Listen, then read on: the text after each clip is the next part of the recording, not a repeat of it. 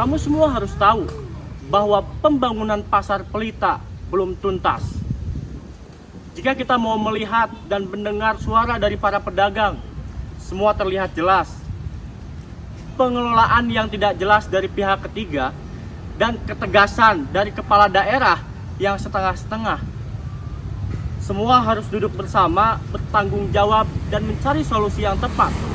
Jangan sampai lagi-lagi pedagang kecil yang dikorbankan hanya demi menjaga citra. Salam Prima.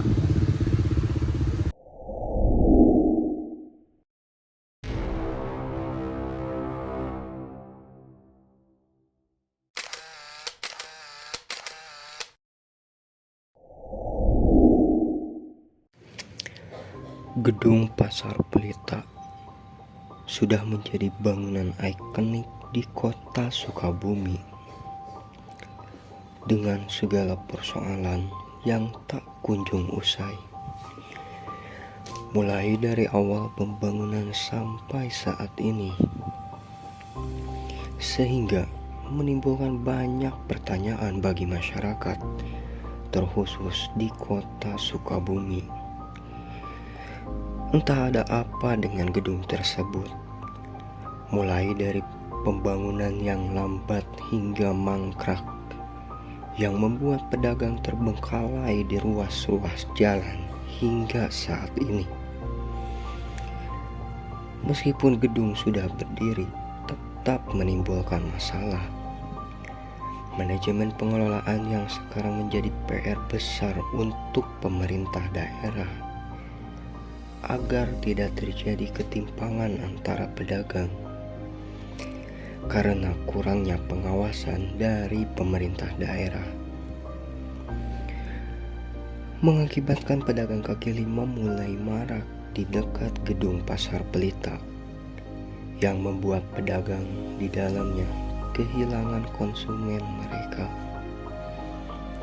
Sudah menjadi tugas pemerintah daerah menertibkan para PKL yang ada untuk pengelolaan manajemen lebih baik, hingga para pedagang tertata rapi di gedung baru. Dan perlu diingat untuk pemerintah daerah, dengan perjanjian adendum yang terakhir, hingga semua pedagang masuk ke gedung Pasar Pelita yang baru.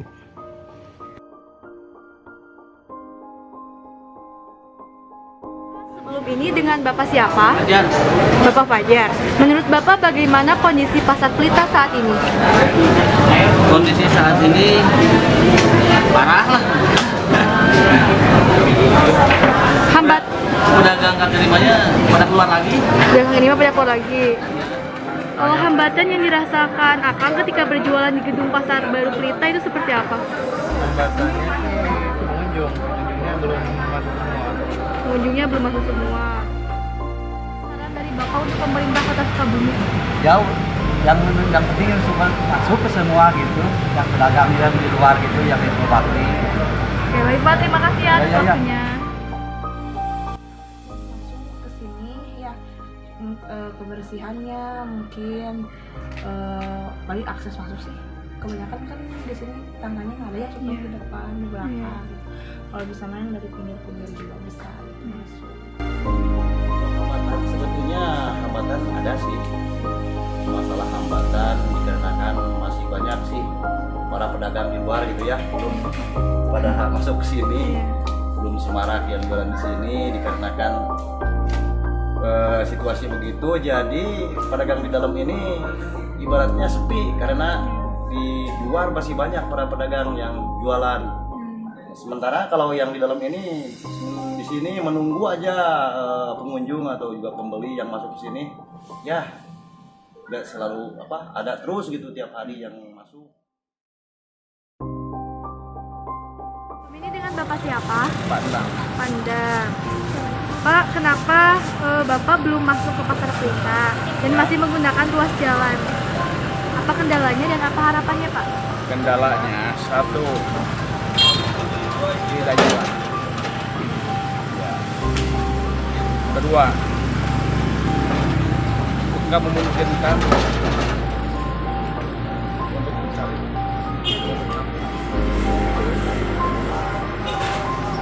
harapannya gimana Pak untuk ke depannya? Ya harapannya pengen sepeda saja lah. Nggak seragam sih maksudnya. Seragam. Kalau masuk di semuanya misalkan sama pemerintah ya, Iya. bisa wali kota pasti masuk Masuk. hasil bagian. Iya. Yang jalur ini aja terus yang diganggu, yang lain enggak. Oh iya. Yang utama kan jalan Ahmad Yani. Iya. Cuma lebih utama lah jalan protokol ya. Tapi nggak digubris-gubris. Terus jalan ini aja. Jadi kalau mau masuk aja sudah mahal. Di jalan juga cukup buat makan lah sehari-hari, apalagi kalau masuk. Iya. Kebanyakan sehari 60.000, kan harian 20.000, 80.000, 100.000 sehari buat orang lain, buat setoran lah gitu.